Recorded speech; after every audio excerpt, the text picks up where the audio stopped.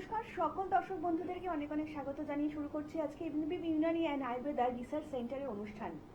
আজকে দিনে আমরা কিন্তু ভীষণ একটা ফার্স্ট লাইফ লিড করছি, আর এই ফার্স্ট লাইফ লিড করতে করতে খাওয়া দাওয়া থেকে শুরু করে বলুন বিভিন্ন শারীরিক সমস্যা কিন্তু আমাদের ইতিমধ্যেই দেখা দিতে শুরু করেছে। 8 থেকে 80 সকলের মধ্যেই কিন্তু একটা বিভিন্ন রকম শারীরিক সমস্যা ইতিমধ্যেই দেখা দিচ্ছে, এবং সেই শারীরিক সমস্যার জন্য কিন্তু আমরা বিভিন্ন রকমের মেডিসিন কিন্তু কনজিউম করছি, যার থেকে কিন্তু আমাদের আরো বিভিন্ন রকম শারীরিক সমস্যা দেখা দিচ্ছে। আর এই শারীরিক সমস্যাই কিন্তু একটা ভাস্ট আকার ধারণ করছে পরবর্তী সময়ে।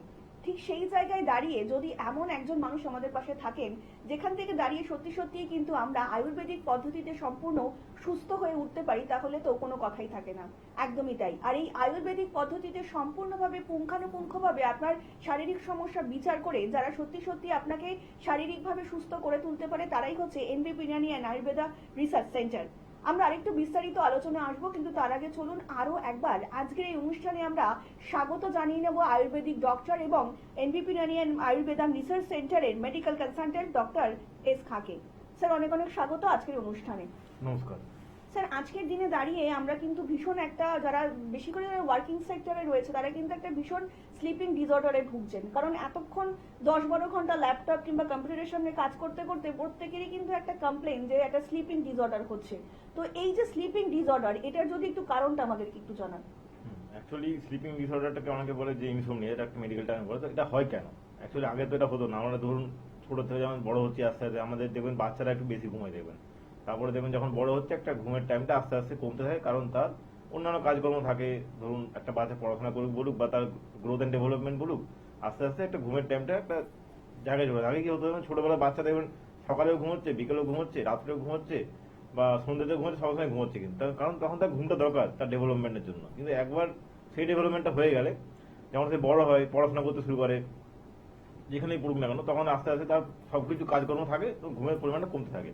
এবারে আস্তে আস্তে আস্তে এখন ধরুন কাজকর্মের যুগে চলে এসেছি আমরা, যখন ওয়ার্ক ফ্রম হোমই হোক বা কেন, বা আপনি যে কোনো সেক্টরে কাজ করুন না কেন, যে কোনো জায়গাতে মেডিকেল সেক্টরে বা ইঞ্জিনিয়ারিং সেক্টরে কাজ করুন না কেন, আপনার দেখবেন কাজের যা টাইম চলে গেছে 8 থেকে 9 ঘন্টা, কোথাও কোথাও 10 ঘন্টা 12 ঘন্টা, তো এক্সট্রিম বলছি আমি, কিন্তু মিনিমাম যে কোনো সেক্টরেই, গভর্নমেন্ট হোক প্রাইভেট হোক, 8 থেকে 9 ঘন্টা কিন্তু একজন এমপ্লয়িকে থাকতেই হয় সপ্তাহে 5 থেকে 6 দিন, একদিনে অফ থাকে আর কি। তখন কি হচ্ছে, আপনি যদি 8 থেকে 9 ঘন্টা একটা সেক্টরে মানে ওয়ার্ক সেক্টরে কাটিয়ে দেন, তখন কি হবে, ওই টাইমটা আমার ধরা মানা থাকলো, ওই টাইমে আপনি ঘুম পেলেও যাই হোক না ঘুমোতে পারবেন না আপনি। তো সেই টাইমটা যদি একটা ঠিক টাইমে ঠিক আছে, কিন্তু অনেক ক্ষেত্রে অনেকে কি থাকে, রোটেশন ডিউটি থাকে, মানে আপনি ধরুন আজকে মর্নিং করলেন, কালকে ইভিনিং করলেন, পরশু নাইট করলেন বা একটা কিছু করলেন। তো এই করতে করতে কি হলো, আপনার যে একটা স্লিপ সাইকেল থাকে, আপনি ধরুন হয়তো কেউ 10টা 11টা, যদি 10টা 11টাকে ঘুমায় না এখন, কেউ 12টায় ঘুমাচ্ছে ধরুন, তো 12টা থেকে ধরুন 7টা পর্যন্ত বা 6টা পর্যন্ত ঘুমলো, সেটা থাকলো। এবারে যদি সে নাইট ডিউটি করছে, সে রাতে ঘুমোতে পারছে না, তাকে সকালে এসে ঘুমোতে হবে। অনেকে থাকে দেখবেন যে দিনের বেলায় ঘুমোতে পারছে না, ঘুম পাচ্ছে, শরীর দুর্বল, হাই উঠছে, কিন্তু ঘুমোতে পারছে না। তো এই জিনিসটা আস্তে আস্তে চলতে চলতে চলতে একটা সময় চলে আসে কি, আপনার ঘুমটা হবেই না উইথাউট এনি মেডিকেশন বা উইথাউট কোনো ইয়ে ছাড়া আর কি। তখন সেটাকে বলছি আমরা ইনসোমনিয়া বা অনিদ্রা বাংলায় বলছি আর কি। তো এই জিনিসটাই আসে কখন, আপনি যখন একটা কাজের জায়গাতে আসেন, ধরুন মোটামুটি মিনিমাম 15-16 বছরের পর থেকে এই জিনিসটা আসে, যখন আপনি ধরুন পড়ার খুব চাপ থাকে বা পড়াশোনার চাপ বলুন, পারিপার্শ্বিক চাপ বলুন, তারপর থেকে আপনার চলতে থাকে মোটামুটি 40-50 বা বয়স তো আরো বেশি চলতে থাকে। কিন্তু এটা এরকম না যে 10 বছরের যে কথা থাকে, এটা থাকে না, 10 বছরের পরে থাকে। এবার এখন কি হচ্ছে, এখন ধরুন সবার হাতেই মোবাইল চলে এসছে, 10 বছরের নিচের বাচ্চা মোবাইল ইউজ করছে, সে কম্পিউটার হোক মোবাইল হোক, একটা স্ক্রিন টাইম দেখবেন সারাদিনে 3-4 ঘন্টা হয়ে যাচ্ছে। তো এইসব ডিসপ্লেগুলো কি হয়, আমাদের ঘুমের ক্ষতি করতে সাহায্য করে। তো আরো এরকম অনেক কারণ আছে, কিন্তু মেন হয় যে আপনি যদি বেশিক্ষণ চোখকে অ্যাক্টিভ রাখেন, তখন আপনার ঘুমটা চলে যায়। তো ঘুম চলে গেলে কি হবে, সেটাকে বলছি আমরা ইনসোমনিয়া। স্যার, অনেক ক্ষেত্রে দেখা যাচ্ছে অনেক বয়স্ক মানুষরা রয়েছেন, তারাও হয়তো এই অনিদ্রাতে ভুগছেন। তো তাদের অনিদ্রার ক্ষেত্রে এবং সাধারণত যাদের ঘুম হচ্ছে না, এই যে একটা ডিফারেন্সেস, যদি এটা একটু দর্শকদেরকে বলেন। বয়স্ক মানুষের দেখুন একটা হতেই পারে, নর্মাল একটা বয়সের পর থেকে তার ঘুম হচ্ছে না, কারণ তার শরীরে কোনো ব্যথা আছে হয়তো, বা অন্যান্য কোনো রোগ আছে, বা কোনো স্বপ্ন টপ্ন দেখছে, বা একটু শরীর দুর্বল আছে, হতে পারে। কিন্তু কম বয়সে তো সব সমস্যা হবে না। কম বয়সে কেন হয়, কম বয়সে হয়তো বললাম যে একটা ওয়ার্ক সাইকেল থাকে, আপনার যদি রেগুলার রোটেশন ডিউটি থাকে, এখন আপনার ঘুমের সাইকেল চেঞ্জ হবে। এবার আপনি যদি পার ডে 6 থেকে 7 ঘন্টা না ঘুমন, আপনার কিন্তু আস্তে আস্তে আস্তে আস্তে একটা জায়গায় গিয়ে ইনসোমনিয়া চলেই আসবে। যখন কি হবে, আপনি দেখবেন সারাদিনে 3 থেকে 4 ঘন্টা ঘুমোচ্ছেন, সেটা কিন্তু ইনসোমনিয়ার মধ্যে, অনেকে বলে কি আমি 4 ঘন্টা ঘুমিয়েছি, এটা কিন্তু নর্মাল না, এটা অ্যাবনর্মাল, বা এটা ইনসোমনিয়ার মধ্যেই পড়ছে। আলোচনা আসবো, একজন বন্ধু উপস্থিত হলেন। স্বাগত আপনাকে। নমস্কার, কে বলছেন? নমস্কার, আমি হাওড়া থেকে বলছি। বলুন কার সম্বন্ধে জানবেন? আমি আমার সম্পর্কেই জানবো। আমার না হঠাৎ করে আজকে সকাল থেকে খুব হাঁটতে শুরু হয়েছে, আপনার সাথে ফুসফুসে কাশি, তার সাথে গলা ব্যথাটাও হয়েছে। আচ্ছা, আপনার নামটা বলবেন আর আপনি কোথা থেকে বলছেন বলবেন। আমি হাওড়া থেকে বলছি, আচ্ছা, তার নামটা? হাওড়ার আন্দুলে থাকি। হাওড়ার আন্দুলে। আচ্ছা, নামটা একটু বলবেন। পাপিয়া গোস্বামী। আচ্ছা, আর আপনার এজটা একটু বলবেন, বয়সটা। 24। 24। আচ্ছা, আপনি এই সমস্যাটা বললেন আপনার এই গলা ফুসফুস করছে, সর্দি কাশি, এটা গায়ে থেকে হচ্ছে? না, আমার আজকে সকাল থেকে এটা হচ্ছে। আচ্ছা, সকাল থেকে হচ্ছে। কাল কি মানে এরকম কোনো হয়েছিল যে কোনো ঠান্ডা এক্সপোজ হলে আপনি এসেছিলেন, ধরুন মানে কোনো কারণে হয়তো আপনি ঠান্ডা লেগে গেছে, বাইরে ঘুরে বেরিয়েছিলেন কোনো কারণে, বা কোনো কারণে এটা হয়েছে? মানে আমি তো ডেলি ঠান্ডায় যাতায়াত করি, মানে গাড়িতেই আচ্ছা, দীর্ঘদিন ধরেই করছি, কিন্তু কালকে আমার থেকে একটু মানে মনে হচ্ছে কি গলাটা ফুসফুস করছে, আর সকাল থেকে হাঁটতে হচ্ছে, ঠিক আছে, আমি বলছি, আপনি তার সাথে গলা ব্যথা। ঠিক হ্যাঁ, আছে আপনি বলছি। শুনুন, স্যার বলছেন। দেখুন, আপনার যেটা হচ্ছে ওটা জাস্ট একটা নর্মাল একটা কমন কোড, মানে আপনার জাস্ট ঠান্ডা লেগেছে বললেন না, যা যাতায়াত করছেন বা ই করছেন, তো সেই জন্য ঠান্ডা লেগে গেছে। মাথা টাথা বেঁধে রাখবেন, মানে মাফলার টুপি এগুলো ইউজ করবেন, মাথা ঢেকে রাখবেন, কান ঢেকে রাখবেন, পারলে নাকও ঢেকে রাখবেন, কারণ আমাদের যে ঠান্ডা হাওয়া ঢোকে বা যেটাই ঢুকুক না কেন, এটা কান দিয়ে ঢুকে, নাক দিয়ে ঢোকে বলতে গেলে। তো এই জায়গাটা আপনার যদি কভার থাকে, তাহলে আপনার ঠান্ডা হাওয়া বা শিশির যেটা পড়ছে এখন ঢুকবে না, তো আপনি ভালো থাকবেন। এখন আমার ঠান্ডা লেগে গেছে, আর আপনি একটা কাজ করতে পারেন, একটু নুন চিনি করে হালকা গরম জল করে আপনি একটু গার্গেল করতে পারেন। এটা করলে দেখবেন আপনার গলাটা ছাড়বে আস্তে আস্তে। কোনো কিছু এটার জন্য এই মুহূর্তে ওষুধ খাওয়ার দরকার নেই। আপনি একটু সকালে উঠে মধু খাবেন, পারলে তুলসী পাতা 3-4টে নিয়ে খাবেন, আর দুবার একটু গার্গিল করুন। গার্গিল করলে দেখবে আপনার এই গলা ব্যথাটা বা গলা খুঁজলে আস্তে আস্তে কমে যাবে। আপনার যে কোনো রকম শারীরিক সমস্যাই থাকুক না কেন এবং যত পুরনোই শারীরিক সমস্যা থাকুক না কেন, তার জন্য কিন্তু অবশ্যই আপনারা হাত ধরতে পারেন এনভেপ Unani and Ayurveda research centre, যেখানে সম্পূর্ণ আয়ুর্বেদিক পদ্ধতিতেই কিন্তু আপনার চিকিৎসা করবেন আয়ুর্বেদিক ডক্টররা। আগে আপনার চিকিৎসা করার আগে কিন্তু সব থেকে বিষয় যেটা জানা দরকার সেটা হচ্ছে আপনার যে রুটটা রয়েছে, যে কোথা থেকে আপনার এই শরীর খারাপের উৎপত্তি, সেই রুট থেকেই কিন্তু ট্রিটমেন্ট করে থাকেন NB Unani and Ayurveda research সেন্টারের ডক্টররা। কারণ যে কোনো সমস্যার রুট যদি আমরা ঠিকঠাক মতন জানতে না পারি, তাহলে কিন্তু পুরো যে এই যে প্রসিডিওরটা থাকে সবটাই কিন্তু ব্যর্থ হয়ে যায়। আর সেখান থেকেই কিন্তু এনবিপি ইউনানি, যাকে বলা হয় একদম রুট ট্রিটমেন্ট করা হয়ে থাকে। আপনারা যারা ইতিমধ্যে দেখিয়েছেন তারা তো প্রত্যেকেই জানেন, এবং যারা এখনো বিভিন্ন রকম শারীরিক সমস্যার মধ্যে রয়েছেন, কোথায় গেলে সমাধান খুঁজে পাবেন বুঝে উঠতে পারছেন না, তাদের জন্য কিন্তু অবশ্যই হেল্পলাইন নাম্বার, আর তার জন্যই কিন্তু আপনাদেরকে ডায়াল করতে হবে 9830235527 অথবা 37 নম্বরে আপনারা কিন্তু অবিলম্বে যোগাযোগ করতে পারেন। তাছাড়া কিন্তু আপনারা এনবিপি ইউনানি অ্যান্ড আয়ুর্বেদা রিসার্চ সেন্টারে হেড অফিস পেয়ে যাচ্ছেন মধ্যমগ্রামে, কলকাতাতে পাচ্ছেন ল্যান্সডাউন, হাজরা, হাতিবাগান এবং খিদিরপুর, এবং হাওড়াতে পাচ্ছেন দাসনগর, বেলুর এবং শিবপুর, এবং দক্ষিণ 24 পরগনাবাসীরা পেয়ে যাচ্ছেন কিন্তু আমতলাতে। আপনার যে কোনো রকম শারীরিক সমস্যারই কিন্তু সমাধান অবশ্যই করে থাকে এনবিপি ইউনানি, যেখানে কিন্তু সম্পূর্ণভাবে রুট ট্রিটমেন্ট করা হয় যাকে বলা হয়, এবং টাইম বাউন্ড রিপোর্ট বেসড ট্রিটমেন্টই এখানে সব থেকে কিন্তু বেশি করা হয়ে থাকে। স্যার, আলোচনায় আসবো, একজন বন্ধু উপস্থিত আছেন। স্বাগত আপনাকে। নমস্কার, কে বলছেন? হ্যালো। হ্যালো। হ্যালো। হ্যাঁ, স্বাগত আপনাকে, বলুন কে বলছেন। আমি বর্ধমান থেকে বলছি। হ্যাঁ বলুন, বলুন, শুনতে পাচ্ছি আমরা। ঘুমের সমস্যা হচ্ছে। হ্যাঁ, একটু জোরে কথা বলবেন আপনি। বলছি আমার ঘুমের সমস্যা হচ্ছে, ঘুমের সমস্যা হচ্ছে। আচ্ছা, আপনি হ্যাঁ। আপনার নামটা বলবেন আর বয়সটা বলবেন। আপনার বলুন। আপনার নামটা বলুন। আপনি টিভির ভলিউমটা একটু মিউট করে দিন, তাহলে শুনতে পাবেন। হ্যালো। হ্যাঁ, হ্যাঁ। বলছি। আচ্ছা, আপনার বয়সটা বলুন। 61। আচ্ছা, আপনি শুনুন স্যার আচ্ছা, বলছেন। আপনার যে ঘুমের সমস্যাটা হচ্ছে এটা কতদিন ধরে হচ্ছে? আপনাদের কি ওষুধ বলছিল, তারপরে বলছে কি ব্রেন কি একটা ওষুধ বললো, আমি হ্যাঁ, আপনি শুনুন স্যার বলছেন, আপনি টিভিতে শুনতে থাকুন। নামটা বলবেন, চাই। একদম একদম। দেখুন, আপনার যে বলছেন ঘুমের সমস্যা হচ্ছে, এটা আপনি যে ওষুধ খাচ্ছেন না কেন সেখানে আপনি দেখাতে পারেন, বা ঘুম সমস্যা অনেক কারণ হবে, এটা নিয়ে টপিক আজকে আমার ঘুমের সমস্যা কেন হচ্ছে। তো আপনার যে বয়স হয়েছে, এই বয়সে যদি আপনার কোনো অন্যান্য ডিজিজ থেকে থাকে, ধরুন মানে সুগার, প্রেসার, থাইরয়েড বা কিছু থেকে থাকে, বা কোথাও কোনো ব্যথার জন্য ঘুম হচ্ছে না, সেটার জন্য আপনাকে ব্যথা ঠিক করতে হবে। আর যদি আপনি এমনি ঘুম আসছে না কোনো টেনশনের জন্য বা কোনো অ্যাংজাইটির জন্য, মানে কোনো দুশ্চিন্তার জন্য, তাহলে আপনার ট্রিটমেন্ট আলাদা হবে। তো আপনাকে এসে এটা বলতে হবে, বর্ধমানে তো চেম্বার আছে আমাদের, এসে আপনাকে বলতে হবে কেন আমরা ঘুম হচ্ছে না। কারণ এটা কারণ থাকে সবকিছু, ঘুম না হওয়ার অনেক কারণ থাকে। আর ঘুম হয় যেমন সেরকম আলাদা, কিন্তু ঘুম না হচ্ছে অনেক কমে। আপনি না জেনে কোনো একটা ওষুধের নাম ওরকম করে বলে দেওয়া যায় না কেন ঘুম হচ্ছে না, যেহেতু আর বয়সটা বলেন 51। তো আপনি আমাদের বর্ধমানের চেম্বারে এবার আসুন, হেল্পলাইনে যোগাযোগ করে আমরা দেখে দেবো আপনাকে। স্যার এই ফোনটা ড্রেস করে একটু জানতে চাইবো যে অনেকেই বলছেন ঘুম না হলে চোখটা জ্বালা করছে কিংবা পায়ের তলাটা অনেকে জ্বালা করে থাকে মানে সকালবেলা উঠলে, তো এই জিনিসটা কেন হচ্ছে? হ্যাঁ, ঘুম না হলে তো চোখ জ্বালা করবে, কারণ আমরা যদি না ঘুমিয়ে একটা টাইম থাকে যে সময় আমাদের চোখকেও রেস্ট দিতে হয়, বা চোখ বলুন আমাদের ব্রেন বলুন, মেন হচ্ছে ব্রেনকে রেস্ট দিতে হয়। মানে আপনি সারাদিন যে কাজকর্ম করছেন, একটা জল খাওয়া থেকে আরম্ভ করে হাঁটাচলা সবকিছু কিন্তু ব্রেন অ্যাক্টিভ আছে। একমাত্র আপনি যখন ঘুমোচ্ছেন তখনও অ্যাক্টিভ আছে ব্রেন, কিন্তু তখন আপনার ব্রেন সাবকনসিয়াস মাইন্ডে আছে, মানে অতটা কনসিয়াস মাইন্ডে থাকে না। সেই মুহূর্তে বলতে গেলে আমরা যেমন একটা কোনো ডিভাইস বা কোনো মোবাইল যেমন চার্জ দিই, ডিভাইসটা অন থাকে কিন্তু ডিভাইসটা ইউজ করা হয় না, এক জায়গায় রাখা থাকে।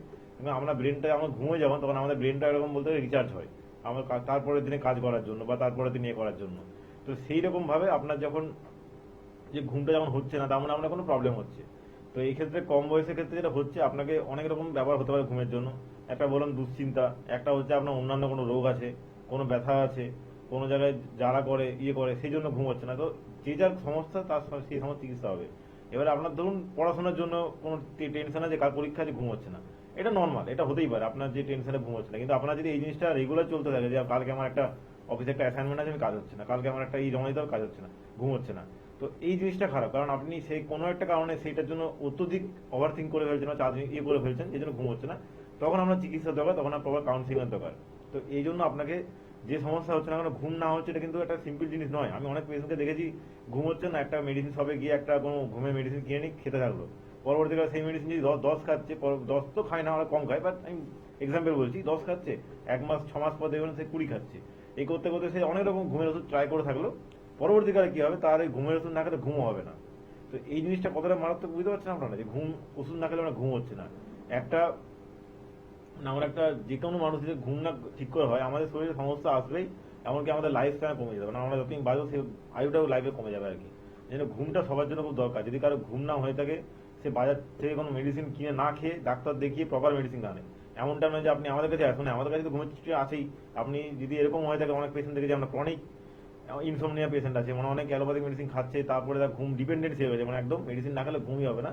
তাকেও আমরা থেরাপি দিয়ে, মেডিসিন দিয়ে কিন্তু তার ঘুমটা আস্তে আস্তে আস্তে আস্তে একটা স্টেপ বাই স্টেপ আস্তে আস্তে তার নর্মাল করে ফেলেছি। তো এই জন্য আপনাকে এসে চিকিৎসা করলে কিন্তু এটা আমরা সেরে যাবে।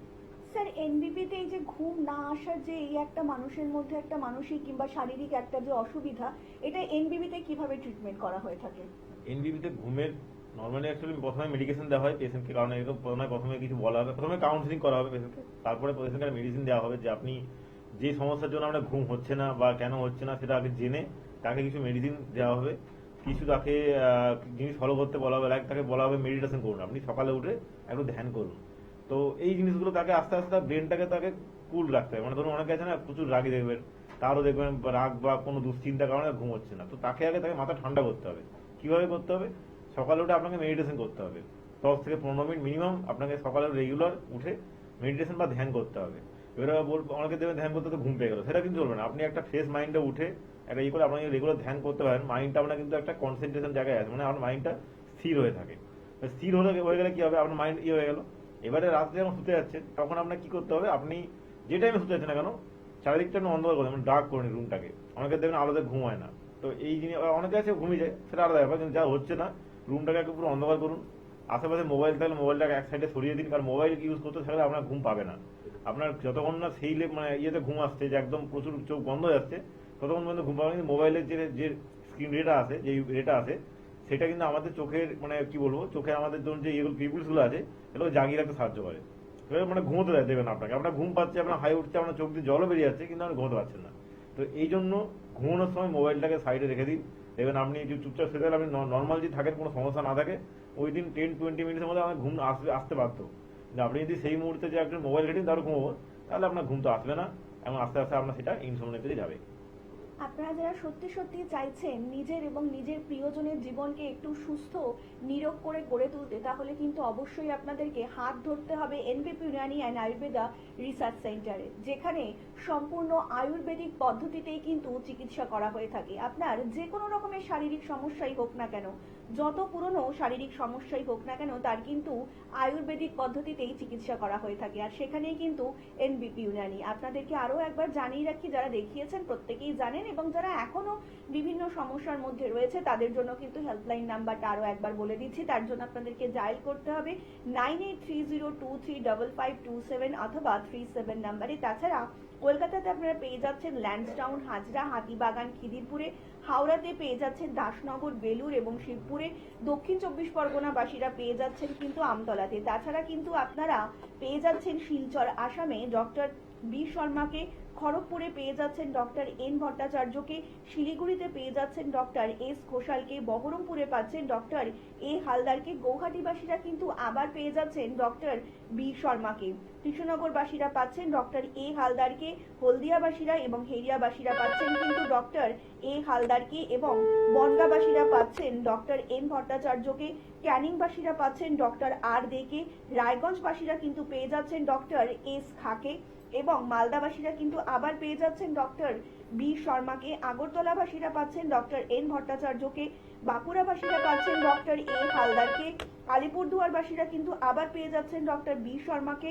বর্ধমানবাসীরা পাচ্ছেন ডক্টর এন ভট্টাচার্যকে। কোচবিহারবাসীরা পাচ্ছেন ডক্টর এস ঘোষালকে। আরামবাগবাসীরা পাচ্ছেন ডক্টর এ হালদারকে। বোলপুরবাসীরা পাচ্ছেন ডক্টর এস ভাদুরীকে। দুর্গাপুরবাসীরা পাচ্ছেন আবারও কিন্তু ডক্টর এস খাকে। মেচেদাবাসীরা পাচ্ছেন ডক্টর এন ভট্টাচার্যকে। জামশেদপুরবাসীরা পাচ্ছেন ডক্টর এন ভট্টাচার্যকে। গঙ্গারামপুরবাসীরা পাচ্ছেন ডক্টর এস ঘোষালকে। আসানসোলবাসীরা কিন্তু আবার পেয়ে যাচ্ছেন ডক্টর বি শর্মাকে। পুরুলিয়াবাসীরা পাচ্ছেন ডক্টর এ হালদারকে। ডিব্রুগড়বাসীরা কিন্তু আবার পাচ্ছেন ডক্টর এস ঘোষালকে। কাকদ্বীপবাসীরা কিন্তু আবারও পেয়ে যাচ্ছেন ডক্টর এস খাকে। ঝাড়গ্রামবাসীরা পাচ্ছেন ডক্টর এ হালদারকে। আপনার যে কোনো রকম সমস্যার জন্যই কিন্তু শারীরিকভাবে আপনাকে সুস্থ করে তুলতে এনবিপি কিন্তু অঙ্গীকারবদ্ধ। স্যার, আমরা আলোচনায় আসবো। একজন বন্ধু উপস্থিত, অনেক স্বাগত আপনাকে। নমস্কার, কে বলছেন? হ্যাঁ, আমি বাঁকুড়া থেকে রাকেশ দত্ত বলছি। হ্যাঁ রাকেশ বাবু, কার সম্বন্ধে জানবেন? নিজের সম্বন্ধে। নিজের সম্বন্ধে জানবেন। আগে আপনার বয়সটা বলবেন। 27। 27। আচ্ছা, বলুন এবার কি শারীরিক সমস্যা আপনার? আমার দাঁতে যন্ত্রণা হয় আর মাঝে মাঝে রক্তক্ষরণ হয়, তো মানে খাওয়ার সময় প্রচুর একটা অসুবিধা হচ্ছে। আচ্ছা, ওটা নিয়ে জানতে চাই। এখন আয়ুর্বেদিক পদ্ধতিতে দেখাতে চাইছেন, তাই তো? হ্যাঁ হ্যাঁ হ্যাঁ। অনুষ্ঠান দেখছেন? হ্যাঁ দেখছি, খুব ভালো লাগে। অনেক ধন্যবাদ। শুনুন স্যার বলছেন। আচ্ছা, আপনার যে দাঁতের সমস্যাটা বললেন, এটা কতদিন ধরে হচ্ছে? এটা 1 সপ্তাহ ধরে চলছে। 1 সপ্তাহ ধরে হচ্ছে? হ্যাঁ। আপনি কি ব্রাশ করলে হচ্ছে এটা, না এমনি সময় দাঁতে ব্লাড আসছে? না, এমনিও মাঝে মাঝে আসছে, আর খাবার খেলে তো বেশি। আচ্ছা, আপাতত আপনি ব্রাশে করে মানে ইয়ে করবেন না, আপনি হাতে করে মানে এটা করুন, আপনি ফ্রেশ মানে মুখটা ফ্রেশ করুন। ব্রাশ ইউজ করবেন না, বা করলেও খুব সফট যে ব্রাশগুলো সেগুলো ইউজ করবেন, কারণ অনেক কি ব্রাশের জন্য আপনার ব্লাডটা আসে। আর দাঁতে ব্যথা করছে খুব, মানে গামসে? হ্যাঁ হ্যাঁ, ব্যথা করে। আচ্ছা, এগুলি ঠান্ডা লেগেছে কি আপনার খুব এখন এই মুহূর্তে? না না মানে ধরুন গাম ফুলে গেছে বা গাম যে ইয়ে হয় না, এরকম কি হয়েছে কি এখন? না না, তেমন কিছু নেই। আচ্ছা, কোনো আরসিডি করেছেন আগে দাঁতের জন্য? না। কোনো কিছু করেনি। আচ্ছা ঠিক আছে, বলছি শুনুন। দেখুন, এটা হতে পারে আপনার দাঁত বলছে না রক্ত বেরোতে হচ্ছে, এটা হতে পারে কোনো আপনার জাস্ট সাময়িক কোনো হয়তো মানে অ্যাকিউট কোনো ডেন্টাল ইনফেকশন হয়েছে আপনার, বা আপনার ধরুন হয় না অনেক সময় দাঁত দেখবেন আমাদের দাঁতের মাঝে সেন্সিটিভিটি হয়ে যায়, মানে দেখবেন কিছু একটা খেলেই বা কিছু করলেই দেখবেন একটা মানে সিন করে ওটা বলতে গেলে আর কি। তো আপনার সেই সেন্সিটিভিটি হতে পারে। ব্লাড বেরোচ্ছে যেহেতু, আপনি এখন দাঁত ইউজ করবেন না, হাতে করে বা হাতের আঙুল দিয়ে করুন। আর দাঁতের আমাদের ট্রিটমেন্ট খুব ভালোভাবে আছে।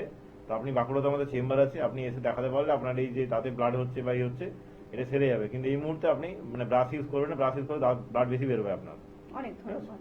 স্যার, আমি যেটা নিয়ে কথা বলছিলাম স্লিপিং ডিসঅর্ডার, মানে এটা যদি দীর্ঘদিন ধরে মানুষের মধ্যে হতে থাকে তো এটার থেকে আর কি কি শারীরিক সমস্যা দেখা দিতে পারে? হ্যাঁ, আপনার যদি দীর্ঘদিন স্লিপিং ডিসঅর্ডার হতে পারে, তো আপনার ধরুন প্রথমে কিছু ছিল না, পরবর্তীকালে দেখবেন আপনার হয়তো স্লিপিং ডিসঅর্ডারের জন্য কোনো হার্টের প্রবলেম আসতে পারে, বা আপনার ধরুন মানে হার্টের প্রবলেম ধরুন প্রেসারে চলে এলো আপনার, বা আপনার ধরুন মাইগ্রেন আসতে পারে, মানে মাথা ব্যথা হচ্ছে শরীরের মধ্যে একটা উইকনেস আসতে পারে, আপনার পায়ের নিচে ব্যথা বা অন্যান্য জয়েন্টে ব্যথা। কারণ আপনি প্রপার যদি ঘুমোতে না পারেন তাহলে কি হবে, আপনার শরীরের প্রত্যেকটা যে অর্গান আছে, যে অর্গানগুলো ধরুন আপনার অ্যাক্টিভ আছে সেগুলো অ্যাক্টিভ থাকে, তো কোনোটাই যদি আপনার ঠিকঠাক করে রেস্ট না পায় তখন আপনার জয়েন্টে আপনার কিন্তু আস্তে আস্তে পেন হবে, ডিউ টু তার মানে একটা রেস্ট পাচ্ছে না। তো এই জন্য আপনাকে মানে ঘুমানোটা দরকার। এবারে প্রথমে কি হতে পারে, আপনার ধরুন মানে একটা চোখে তো মানে মাথা প্রচুর ব্যথা করবে, আপনার মাথা ব্যথা করছে, কোনো কিছু কাজ করতে ইচ্ছে করবেন না, সারাদিন একটা থাকার মাঝখানে টায়ার্ড লাগবে একটা, আপনাকে কি করতে হবে। তো এই জিনিসগুলো প্রথম প্রথম দেখা যাবে, আস্তে আস্তে সেটা আপনি যদি ইয়ে না করেন আপনার হার্টের প্রবলেম আসতে পারে, কোনো কার্ডিয়াক প্রবলেম আসতে পারে। সেই জন্য ঘুমের সমস্যা থাকলে যখন দেখছেন যে আপনার রেগুলার কোনো না কোনো মতে ঘুম আসছে না, যাই করুন না কেন ঘুম আসছে না, তখন আপনাকে সেটা চিকিৎসা করতে হবে। চিকিৎসা করলে কিন্তু ঘুম না আসারও সেরে যায়। মানে এটা বলে না যে ঘুম কমে গেলে ঘুম বাড়ানোর ওষুধ আছে, কিন্তু ঘুম বেড়ে গেলে সেটা কমাতে হবে অন্যভাবে, সেটা কোনো মেডিসিন নেই। সেই জন্য ঘুম কমে গেলে কিন্তু তার মেডিসিন আছে, তো যার ঘুম হচ্ছে না সে যদি ট্রিটমেন্ট করান তা কিন্তু আস্তে আস্তে ঘুম আবার হবে। স্যার, আলোচনায় আসবো একজন বন্ধু উপস্থিত, অনেক স্বাগত আপনাকে। নমস্কার, কে বলছেন? হ্যালো, নমস্কার, কে রয়েছেন? হ্যালো, আমি কন্যাকুমারী থেকে বলছি। হ্যাঁ বলুন ম্যাডাম, কার সম্বন্ধে জানবেন? নিজের সম্বন্ধে। নিজের সম্বন্ধে, আগে নিজের নামটা একটু বলবেন আপনি। হ্যাঁ, আমার নাম রত্না কুন্ডু। এবার আপনার বয়সটা বলুন। আমি আমি আমার সুগার সম্বন্ধে জানতে চাই। আচ্ছা, আপনার বয়সটা একটু বলবেন ম্যাডাম। 63। 63। এবার বলুন কি শারীরিক সমস্যা আপনার? আমার এই না খেয়ে 116 সুগার। আচ্ছা, আচ্ছা, সুগার আপনার কতদিনের রোগ? হ্যাঁ, সুগারটা কতদিনে ধরা পড়েছে আপনার? এই সুগারটা আমি এই মাস 3 হবে। মাস 3 হবে। তার আগে সুগার ছিল না? না। প্রেসার আছে? হ্যাঁ হ্যাঁ, প্রেশার আছে। আর প্রেসার আছে, আর কি কি আছে সুগার প্রেসার সুগার ছাড়া? হাই। হ্যাঁ বলুন, সুগার হাই আছে। আর সুগারটা না খেয়ে কত আপনার? 116। আর খেয়ে? খাওয়া খেয়ে খেয়ে করতে ডাক্তার বলেনি। আচ্ছা, খেয়ে করতে পারেননি। সুগারের মেডিসিন খাচ্ছেন আপনি? না সুগারের মেডিসিন খাচ্ছেন না? না খাওয়া দাওয়া কন্ট্রোল করছেন? যেমন ধরুন যেগুলো খাওয়া চলবে না সেগুলো? না, ডাক্তার বলছে মিষ্টিটা খাবেন না। আচ্ছা, এই জন্য মিষ্টিটা খাচ্ছি না। হ্যাঁ, ঠিক আছে বলছি শুনুন। হ্যাঁ। দেখুন, এই যে বলছেন না আপনি যে আপনার সুগারের সমস্যা আছে, শুধু মিষ্টি খাবেন না, এটা নয়, শুধু মিষ্টির জন্য নয়, সুগার অনেক কারণে হয়। আপনি যদি মিষ্টি ছাড়াও ধরুন বেশি আলু খাচ্ছেন বা মাটির নিচে যে কোনো সবজি বেশি খাচ্ছেন, তাহলে কিন্তু আপনার সুগার আসতে পারে। দুবেলা ভাত খেলে আপনাকে ভাত একবেলা খেতে হবে, এগুলো করতে হবে। আর বলছেন না মেডিসিন খাওয়া দরকার নেই, হ্যাঁ আপনার 116টা কিন্তু আপনার ফাস্টিং এ বেশি, ফাস্টিং থাকতে হবে 100-র মধ্যে। সেটা আপনার 116 মানে আপনার জাস্ট বেড়েছে, মানে বর্ডার লাইনে ধরুন আছে, একটু বেড়ে গেছে। তো আপনি যদি ট্রিটমেন্ট এটা না করেন তাহলে কিন্তু ভবিষ্যতে আপনার সুগার আরো বাড়তে পারে, যেহেতু আপনার বয়সটা একটু বেশি বললেন। তো এই জন্য সুগার থেকে কি হয়, আপনার প্যানক্রিয়াসে অ্যাটাক করলে সুগারটা হয়। প্যানক্রিয়াসে আমাদের যে হরমোনগুলো রিলিজ করে, ইনসুলিন, এগুলো যদি রিলিজ না করতে পারে তখন আমাদের সুগার ধরা পড়ে। তো আপনার যেটা হয়েছে সেটা আপনার হিস্ট্রি শুনে মনে হলো আপনার টাইপ 2 ডায়াবেটিস হয়েছে। চিকিৎসা করলে সেরে যাবে। আপনি যদি অ্যালোপ্যাথিক না খাওয়া শুরু করেন বা কোনো মেডিসিন শুরু না করেন, অল্টারনেটিভ আপনি আমাদের আয়ুর্বেদে দেখাতে পারেন। দেখালে কি হবে, আপনার সুগারের একটা যে কথা যে সুগারের মেডিসিন সারা জীবন খেয়ে যেতে হবে, এটা হবে না। আপনার এই 116টা দেখুন আপনার 1-2 মাসের মধ্যে আপনার কিন্তু নর্মালে চলে আসবে, মানে যেমন 80-90 চলে আসবে। তো আপাতত আমি খাওয়া দাওয়া কন্ট্রোল করুন, বাইরে থেকে কোনো মিষ্টি খাবার, যে খাবারে অ্যাডেড সুগার আছে সে খাবার, এইসব খাবারগুলো অ্যাভয়েড করুন, তাহলে দেখবেন সুগারটা কন্ট্রোল থাকবে। আর ভাত খেলেও ভাতটা আপনি একবেলা খাবেন, দুবেলা ভাত খাবেন না। স্যার, আমরা এই যে বিভিন্ন রকম শারীরিক সমস্যা নিয়ে ফোনগুলো পাচ্ছি, তো তার ক্ষেত্রে তো আমরা বলছি এনবিপি ইউনানি আয়ুর্বেদা রিসার্চ সেন্টারে যারা আসবেন তারা ট্রিটমেন্ট করাবেন, এবং অনেকেই ভাবছেন যে আয়ুর্বেদিক ট্রিটমেন্ট মানেই হয়তো অনেকটা ব্যয় সাপেক্ষ ব্যাপার। সেক্ষেত্রে মানুষকে আপনারা কি বলবেন যে এনবিপি ইউনানি আয়ুর্বেদা রিসার্চ সেন্টারে কিভাবে এই সমস্ত ব্যাপারগুলোকে দেখা হয়? দেখুন, এটা বলতে গেলে একটা এক্সাম্পল দিতে হয়। আপনি একটা মেডিসিন কিনছেন, আমি উদাহরণ দিচ্ছি, জাস্ট 5 টাকা দিয়ে কিনছেন, আপনি সেটা খেয়ে যাচ্ছেন ধরুন গত 10-15 বছর ধরে, বা আপনাকে আরো খেয়ে যেতে হবে সারা জীবন ভর কোনো একটা রোগের জন্য। এটার দাম হয়তো কম, জাস্ট হয়তো 5 টাকা করে সেটার দাম। আর আপনি একটা মেডিসিন খাচ্ছেন, সেটার দাম হচ্ছে 50 টাকা, কিন্তু সেটা আপনার খেতে হবে 2-3 মাস ধরে।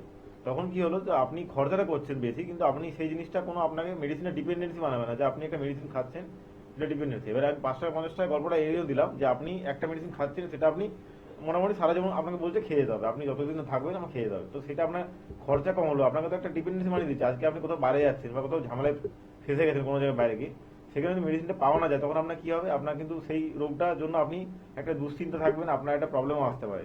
অনেকে দেখবেন এরকম হয়, সুগার রুগী বাইরে গেছে বা প্রেসারের রুগী, মেডিসিন শেষ হয়ে গেছে বা পাওয়া যাচ্ছে না, তখন দেখবেন তার সুগারের জন্য সে দুশ্চিন্তায় পড়ে যায় যে কি করবো, কি কোথায় মেডিসিন পাবো আমি।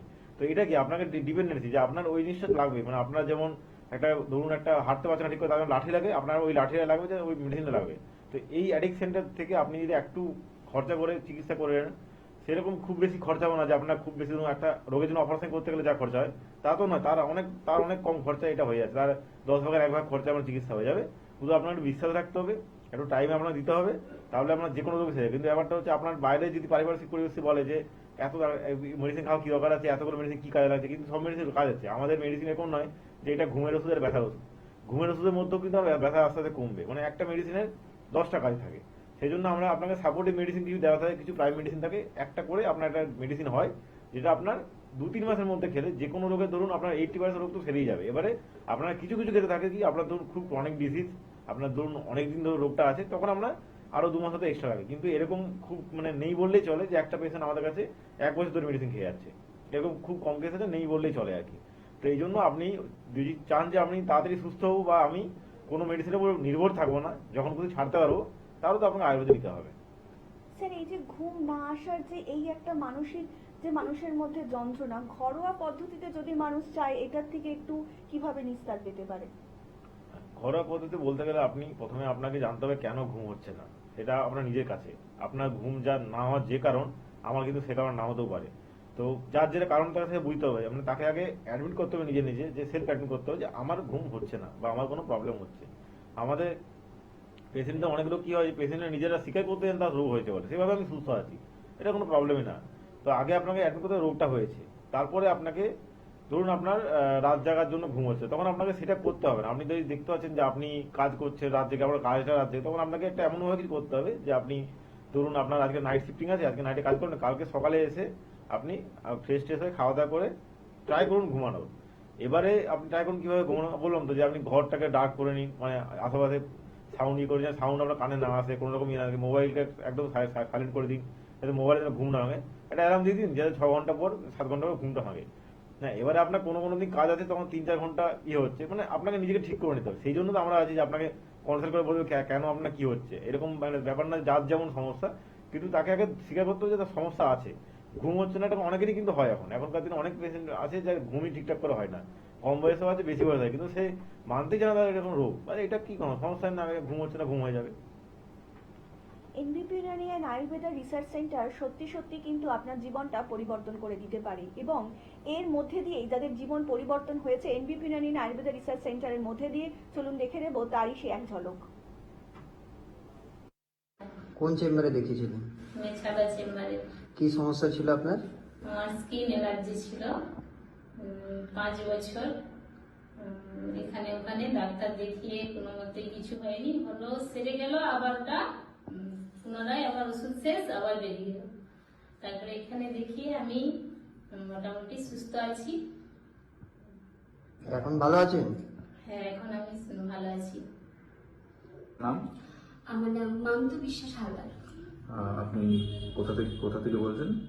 আমি মঙ্গলগঞ্জ নীলকুঠি বিভূতিভূষণ অভয়ারণ্য ওই কাপাসাটি গ্রাম থেকে আচ্ছা, এসেছি। আপনি এনবিবিতে কোন চেম্বারে দেখাচ্ছেন? আমি বনগা চেম্বার থেকে ট্রিটমেন্ট করাচ্ছি। আচ্ছা, আপনি কি সমস্যা নিয়ে এসেছিলেন? আমার আর্থারাইটিস ছিল, ভীষণ হাই লেভেলের ছিল। তো এখন তো আমি প্রথমে চলতেই পারতাম না, মানে বিছানার চাদরটা যে টেনে গায়ে দেবো সেই ক্ষমতাটা আমার আঙুলের ছিল না, হাঁটতেও পারতাম না, খাবারটা যে হাতটা তুলে আমি মুখ পর্যন্ত আনবো সেই ক্ষমতাটাও আমার ছিল না। আচ্ছা, এনবিবিতে ট্রিটমেন্ট করে এখন আপনি কেমন আছেন? এখন তো হেঁটে চলে বেড়াচ্ছি, আমার আগের লাইফটা যেমন ছিল অনেকটা আমি সেই জায়গাটায় ফিরে এসেছি। তো এটা তো আগে আমি প্রথমে ভাবতেই পারি না, আমার কাছে অবিশ্বাস্য যেটাও সম্ভব হয়।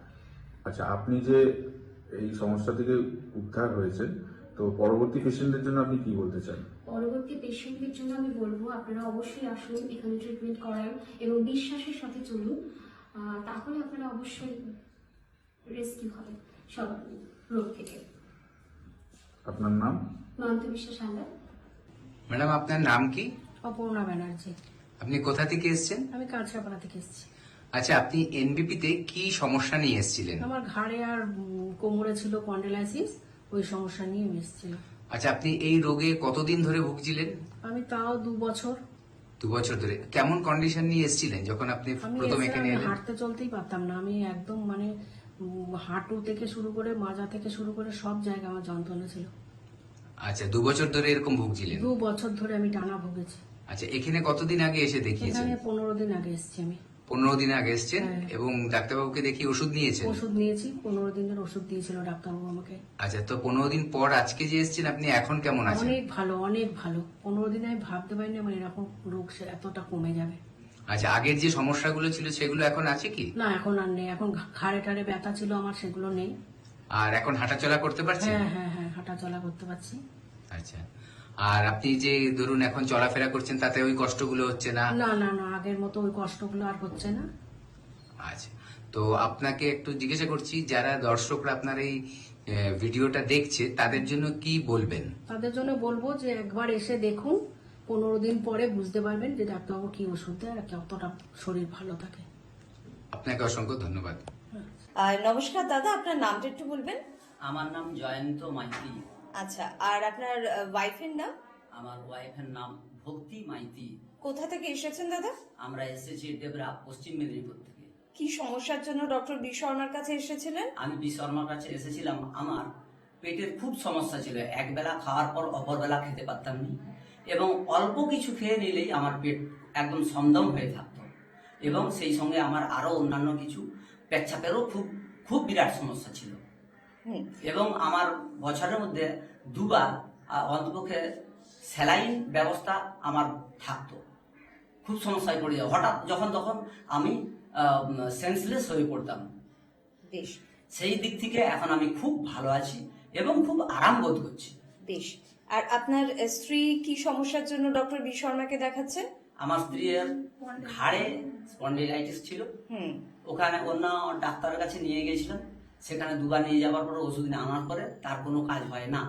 তারপরেই আমি সঙ্গে করে, যেখানে আমার ওষুধ খাচ্ছিলাম বি শর্মা বাবুর কাছে, আমি সঙ্গে করে নিয়ে এসে এখানে দেখালাম, এবং 4 ভাগের 3 ভাগ কমেছে এবং খুব ভালো। মানে আপনারা দুজনেই স্যাটিসফাই তো, খুশি তো? আমরা দুজনেই স্যাটিসফাই এবং খুব ভালো। আপনারা যেরকম খুশি আছেন, যারা আপনাদের কথা শুনছেন, অন্যান্য দর্শকরা, তাদের জন্য কি বলবেন? আমি তাদের জন্য চাইবো আপনারাও আসুন, সবাই ভালো থাকবে। এখানে এখানে এলে আপনারা পুনরায় নতুন জীবন শুরু করতে পারবেন। যারা ভেঙে পড়েছেন তারা আর ভাঙবেন নি, চলে আসুন, খুব আরাম পাবেন। অনেক ধন্যবাদ দাদা। ঠিক আছে। নমস্কার ম্যাডাম, আপনার নাম কি? কবিতা মিশ্রা। আচ্ছা, আপনার বয়স কত? 42। আচ্ছা, আপনি আমাদের কোন চেম্বারে দেখাচ্ছেন? শিলিগুড়ি চেম্বারে।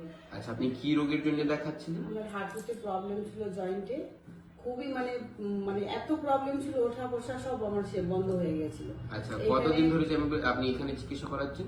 এখানে 3 মাস হয়েছে। 3 মাস ধরে আমি খুবই ভালো, খুবই সুস্থ। আমি এখন বলতে গেলে হাঁটছি না, দৌড়াচ্ছি, এমন আমার পায়ের অবস্থা খুবই ভালো। মানে বলতে মানে এ আসছে না, কি বলবো আমি এত ভালো আমার। আচ্ছা, আপনি অনেক খুশি হয়েছে এখানে চিকিৎসা করে? অনেক খুশি, অনেক। আমি তো সবাইকে বলবো যে এসে একবার দেখে নিন, যাদের অসুবিধা আছে এখানে। ঠিক আছে, thank you madam. Okay.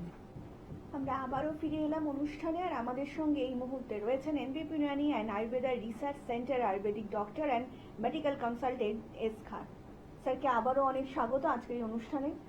Sir, আমরা আজকের দিনে মানে এত ডিজিজের মধ্যে কিন্তু একটা ক্রনিক ডিজিজ ভীষণভাবে মানুষের মধ্যে দেখা যাচ্ছে, সেটা হচ্ছে কার্ডিয়াক হার্ট ডিজিজ। মানে এটা যদি সম্বন্ধে একটু মানুষজনদেরকে বলেন। অ্যাকচুয়ালি হার্টের প্রবলেম, মানে ধরুন আপনার হৃৎপিণ্ড যেটা একটা সমস্যা। হৃৎপিণ্ড কি আপনাকে সেটা জানতে হবে। হৃৎপিণ্ড হচ্ছে আপনার শরীরের একটা, মানে একটা বললে ওয়ান অ্যান্ড অনলি আপনার ভাইটাল একটা অর্গান, যেটা আপনার এটা পাম্পের কাজ করে। পাম্প বলতে কি, আপনার শরীরে ধরুন যে ব্লাড ফ্লো আছে সেটা পুরোটা বডির মধ্যে পৌঁছে দেওয়ার কাজটা করে। বাড়িতে একটা যেমন ওয়াটার পাম্প থাকলে আপনার সেই জলটা তুলে আপনার বাড়িতে সেই ওয়াটারটাকে পৌঁছে দেয়, সেটা হচ্ছে আপনার এই হার্টের কাজ। সারাদিন ধরে আপনি জন্মানোর পর থেকে আপনার মৃত্যু অবধি কিন্তু ওই অ্যাক্টিভ থাকে। আপনি কোনো না কোনো সময় বাকি অর্গানগুলো আপনার হয়তো কোনো রেস্ট পায়, কিন্তু হার্ট কোনো রেস্ট পায় না। হার্টের কাজই হচ্ছে ওই বিট করতে করতে ও কাজটা করে, ও পাম্প করতে থাকে। কারণ আপনার যদি হার্ট পাম্প একবার কোনো কারণে বন্ধ হয়ে যায়, তখনই আপনার দেখবেন হতে পারে আপনার কোনো কোমা চলে এসেছে বা আপনার ডেথ হয়ে গেছে। অনেক সময় দেখবেন অনেক সময় হচ্ছে কিছুক্ষণের জন্য হার্ট বন্ধ হয়েছিল, তারপর আবার তো এই জন্য আমরা হার্ট কি হার্টের আপনার ওয়েট থাকে কত, আপনার ধরুন 280 থেকে 300 গ্রামের মধ্যে। তো ওই 300-350 গ্রামের একটা অর্গান যে পুরো বডিটাকে আপনার মানে কাজ করতে সাহায্য করে। এবারে হার্টেরও আমরা অ্যাকচুয়ালি সেরকম যেমন বাকি অর্গানের খেয়াল রাখি না, লিভার টিভারে, হার্টেরও খেয়াল, মানে হার্টে এটা কখন হয়, আপনার হার্টে কখন প্রভাব পড়ে, তার বিভিন্ন ফ্যাক্টর আছে, সেগুলো ভাগে ভাগে বলতে হবে। আপনার জানতে হবে হার্টের অ্যাটাকটা কি করে হয়। তো হার্টের একটা জিনিসটা হচ্ছে এটাই, আপনার হার্ট আপনার আর্টারি থ্রু দিয়ে, ভেনের থ্রু দিয়ে শরীরে বিভিন্ন জায়গায় বিভিন্ন প্রান্তে একদম পায়ের নখ থেকে মাথা চুল অবধি ব্লাড পাঠাচ্ছে। এবারে যেখানে আপনার কোনো না কোনো কারণে কোনো বাইরের টক্সিনের জন্য হোক বা কোনো আপনার মানে লাইফস্টাইল ডিসঅর্ডারের জন্য হোক, আপনার সেই ভেন বলুন বা আপনার সেই চ্যানেল বলুন, সেটা ব্লক হয়ে যাচ্ছে। ব্লক হয়ে যাচ্ছে মানে কি হচ্ছে, আপনার ধরুন সেটাতে যে ফোর্সে ব্লাডটা যাচ্ছিল সেই ফোর্সে ব্লাডে যাচ্ছে না, বা ব্লাড যাওয়াটাই বন্ধ হয়ে যাচ্ছে। তো আপনার যদি সেই জায়গাতে ব্লাড না যায়, তখন আমরা সেই আর্টারিটি ব্লক হয়ে গেল। আর্টারি আপনার ব্লাডটা বহন করে নিয়ে যায়। তো আর্টারি যদি ব্লক হয়ে যায়, তাহলে আপনার ব্লাডটা গেলই না সেই জায়গাতে। তখনই আপনার কি হবে, তখন আপনার হলো হার্ট অ্যাটাক। দেখবেন অনেকের ক্ষেত্রে হচ্ছে যেমন হার্ট অ্যাটাক হয়েছে, সিভিএ হয়েছে, মানে কার্ডিয়াক ভাস্কুলার অ্যারেস্ট হয়েছে, তারপরে দেখবেন পেশেন্টের একটা সাইড দেখবেন তার অকেজ হয়ে গেছে, মানে নামনেস হয়ে গেছে, হয় বাঁ দিকটা দেখবেন একটা পড়ে গেছে বা ডান দিকটা পড়ে গেছে। কেন হয় এটা? কারণ আপনার যে সাইডে আপনার যে চ্যানেলটা ব্লক হয়েছে সেই ব্লকটা তো সার্জারি করতে হয় বা সেটাকে সারাতে হয়, মেডিসিন দিয়ে করতে হয়। তো খুলতে গেলে তখন কি হবে, তখন তার যে ব্লকটার জন্য তার একটা সাইড পুরোপুরি পড়ে যায়, তখন তাকে দেখবেন ফিজিওথেরাপি দিয়ে আস্তে ঠিক করতে হয়। এই যে হচ্ছে হার্টের সমস্যা যখন আসে, তখন আপনাকে ঠিক করতে হবে যে আপনার হার্টের সমস্যা কেন এসছে, কোন কোন কারণে হার্টের সমস্যা এসছে। তো হার্টের চিকিৎসা কিন্তু আমাদের আয়ুর্বেদে খুব ভালোভাবে আছে, আমি একে একে সেটা বলছি। স্যার আলোচনা আসবো, একজন বন্ধু উপস্থিত, অনেক স্বাগত আপনাকে। নমস্কার, কে বলছেন? নমস্কার, শুভ সন্ধ্যা। শুভ সন্ধ্যা, বলুন কে বলছেন? আমি বিরাটি থেকে বলছি, যোগিত্য দাস। হ্যাঁ, কার সম্বন্ধে জানবেন প্রদীপ্ত বাবু? আমার সম্বন্ধে বলবো। প্রথমেই আপনাদেরকে অনেক ধন্যবাদ এমন একটা সুন্দর অনুষ্ঠান উপস্থাপনা করার জন্য। আপনাকেও অনেক ধন্যবাদ তার জন্য, আপনি মন দিয়ে এত সুন্দর একটা প্রোগ্রাম দেখছেন। হ্যাঁ বলুন, আপনার বয়সটা বলুন আর কি সমস্যা। আমার বয়স 34। 34। আপাতত কোন রকম সুগার প্রেশার কিছুই নেই, কিন্তু এখন যেটা সমস্যা, এই যে ঠান্ডা একদিন কম আরেকদিন বেশি, এর জন্য গলা খুশখুশ একটা সব মানে হচ্ছে, মানে গলার নিচের দিকটা একটু ব্যথা ব্যথা অনুভব করছি। আচ্ছা, মানে আমি যখন বলুন, কোনো খাবার খাচ্ছি বা জল খাচ্ছি, তারপর কিন্তু যখন যেটা ঘিরছি তখন একটু গলায় ব্যথা করছে। আচ্ছা, মানে এর আগে আপনি মেডিসিন নিয়েছেন, এখন কি আয়ুর্বেদিক পদ্ধতিতে? মেডিসিন আমি খুব কম ইউজ করি। আচ্ছা, এবং মেডিসিন ইউজ করাটাও খুব একটা পছন্দ করি না। যদি প্রাথমিক কোনো চিকিৎসা থাকে যদি একটু বলে দেন, মানে এই সময়টা অন্তত। নিশ্চয়ই নিশ্চয়ই, আপনি ঠান্ডাটা পড়ার আর ঠান্ডা চলে যাওয়া, এই সময়টা এগুলো হয় না। একদম একদম শুনুন। ঠিক আছে, বলছি, আপনি শুনুন। আপনার যে সমস্যাটা বলছেন হয়েছে, এটা কতদিন ধরে হচ্ছে? এটা হয়েছে আপনার সপ্তাহখানেক মতো হচ্ছে। সপ্তাহের মতো হচ্ছে। গলা খুশখুশ এবং রাতের দিকে যখন ঘুমোতে যাই তখন কিন্তু ঘুম আসে না, অত্যন্ত কাশি হয়। আচ্ছা ঠিক আছে, আমি বলছি, আপনি শুনুন। দেখুন, কাশি আমাদের মূলত হয় আমাদের টনসিলের কারণে। আমাদের যে টনসিল বা যে আলজিভটা আছে আমাদের জিভের পেছনে, সেটা দেখবেন অনেক সময় ঠান্ডা লেগে বড় হয়ে যায়, মানে বড় হয়ে যায় মানে আপনার যে নর্মাল সাইড থাকে দেখবেন ওটা সাইজে বেড়ে যায়। এই জন্য শুকনো কাশিটা আপনার হয়। প্রথমে আপনার যে কাশিটা হচ্ছে কফের জন্য তো হচ্ছে অবশ্যই, কফটার পরে শুকনো কাশিটা হচ্ছে আপনার টনসিলের জন্য হচ্ছে। দেখবেন গলায় কাটা কাটা লাগছে একটা, যেমন গলায় জল খেতে যাচ্ছি কাশি হচ্ছে, এটা আপনার দেখবেন টনসিলটা সোয়েল্ড হয়ে গেছে। তো এটা কি করতে হবে আপনাকে, আপনার আগে গার্গেল করতে হবে, হালকা গরম জল করে সেখানে একটু নুন নিয়ে আপনি সেটাকে দিনে 2 বার থেকে 3 বার গার্গেল করুন। আপনি যদি ঠিকঠাক করে পরে গার্গেল করতে পারেন না, তাহলে দেখবেন আপনার এই গলায় যেটা ওই যে টনসিলটা সোয়াল হয়ে আছে, মানে ফুলে আছে, ওটা কিন্তু আস্তে আস্তে দেবেন নর্মাল সাইজ চলে আসবে। তাছাড়া আপনি সকালে ঘুম থেকে উঠে গরম জল খাবেন, সারাদিনে যতবার পারবেন। এই শীতকাল তখন এই রাতে শোবার আগে ধরুন 1 গ্লাস হালকা গরম জল খাবেন, কারণ ঠান্ডা জলটা খেলে আপনার এই যে ব্যাপারটা হয়ে আছে এটা আরো বেশি বাড়াবাড়ি পড়তে যাবে। আপনি বলছেন ঘরোয়া পদ্ধতি, তো ঘরোয়া পদ্ধতি এগুলি করতে, আপনি এখন যদি ঠান্ডা জল খান তাহলে আপনার এই যে টনসিলটা যে বেড়ে আছে বা যে ঠান্ডা লেগেছে এটা সহজে ঠিক হবে না। আপনি যখন পাচ্ছেন না তখন খাচ্ছেন, কিন্তু যখন পাবেন বাড়িতে আসেন রাত্রে শোয়ার আগে অন্তত আপনি মাস্ট গরম জল খান। সকালে ঘুম থেকে উঠেও মাস্ট একটু গরম জল খান। গরম জল খেলে আপনার শরীরটা ভালো থাকবে আর আপনার এই গলা ব্যথাটা আস্তে আস্তে কমে যাবে। আর আপনি সকালে উঠে 3-4টে তুলসী পাতা আর 1 চামচ করে মধু খান এখন। আপাতত এটাতে আপনার আস্তে আস্তে ঠিক হয়ে যাবে। ঠিক না হলে এটা ট্রিটমেন্ট করলে কিন্তু আপনার আমাদের আয়ুর্বেদিক ট্রিটমেন্ট আছে, আপনার আস্তে আস্তে সেরে যাবে। অনেক ধন্যবাদ। আপনাদেরকে আরো একবার জানিয়ে রাখি, সেটা হচ্ছে যদি সম্পূর্ণ নিরোগ এবং সুস্থ স্বাভাবিকভাবে জীবনে বেঁচে থাকতে চান, তাহলে কিন্তু অবশ্যই আপনাদেরকে হাত ধরতে হবে এনবিপি ইউনানি অ্যান্ড আয়ুর্বেদা রিসার্চ সেন্টারে, যেখানে শুধুমাত্র আয়ুর্বেদিক পদ্ধতিতেই কিন্তু আয়ুর্বেদিক চিকিৎসক দ্বারা চিকিৎসা করা হয়ে থাকে। দেখুন, আপনি প্রত্যেকেই চাই কিন্তু একটা সুস্থ স্বাভাবিক নিরোগ জীবন পেতে, কিন্তু সেটা যদি হয় আয়ুর্বেদিক পদ্ধতির মধ্যে দিয়ে তাহলে তো কোনো কথাই থাকে না। কারণ সত্যি সত্যি আয়ুর্বেদই পারে আপনাকে শারীরিকভাবে সম্পূর্ণ সুস্থ রাখতে, আর যারা শারীরিকভাবে সম্পূর্ণ সুস্থ তারাই কিন্তু একমাত্র পারে মানসিকভাবেও সুস্থ থাকতে। তাই শারীরিকভাবে এবং মানসিকভাবে যদি আপনি সত্যিই চান সুস্থ থাকতে, তাহলে কিন্তু অবশ্যই আপনাকে হাত ধরতে হবে এনবিপি ইউনানি অ্যান্ড আয়ুর্বেদা রিসার্চ সেন্টারে। আর তার জন্যই কিন্তু আপনাদের হেল্পলাইন নাম্বারটা ডায়াল করতে হবে, আর তার জন্য আপনাদেরকে ডায়াল করতে হবে 9830235527 অথবা 37 নাম্বারে। তাছাড়া কিন্তু আপনারা হেড অফিস পেয়ে যাচ্ছেন এনবিপি ইউনানি অ্যান্ড আয়ুর্বেদা রিসার্চ সেন্টারের মধ্যমগ্রামে। কলকাতাতে রয়েছে ল্যান্সডাউন, হাজরা, হাতিবাগান, খিদিরপুরে। হাওড়াতে রয়েছে দাসনগর, বেলুর এবং শিবপুরে, এবং দক্ষিণ 24 পরগনায় রয়েছে আমতলাতে।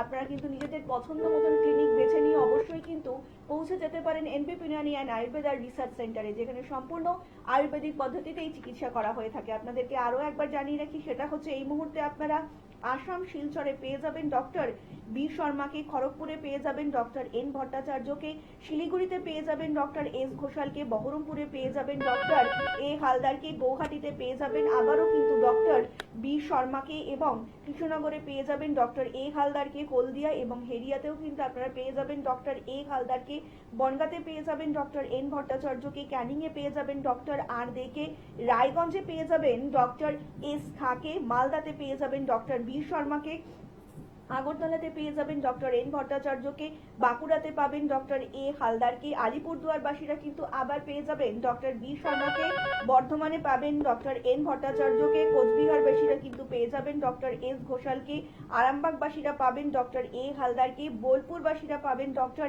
এস ভাদুরীকে, দুর্গাপুরবাসীরা কিন্তু আবার পেয়ে যাবেন ডক্টর এস খাকে, মেচেদাবাসীরা পাবেন ডক্টর এন ভট্টাচার্যকে, জামশেদপুরবাসীরা পাবেন ডক্টর এন ভট্টাচার্যকে, গঙ্গারামপুরবাসীরা পাবেন ডক্টর এস ঘোষালকে, আসানসোলবাসীরা কিন্তু আবার পেয়ে যাবেন ডক্টর বি শর্মাকে, পুরুলিয়াবাসীরা পাবেন ডক্টর এ হালদারকে, ডিব্রুগড়বাসীরা পাবেন ডক্টর এস ঘোষালকে, কাকদ্বীপবাসীরা কিন্তু আবার পেয়ে যাচ্ছেন ডক্টর এস খাকে এবং ঝাড়গ্রামবাসীরা কিন্তু আবার পেয়ে যাবেন ডক্টর এ হালদারকে। আপনার জীবনকে সুস্থ এবং স্বাভাবিকভাবে আয়ুর্বেদিক পদ্ধতিতেই কিন্তু সুন্দরভাবে গড়ে তুলতে এনবিপি Unani and Ayurveda research centre কিন্তু প্রতিজ্ঞাবদ্ধ।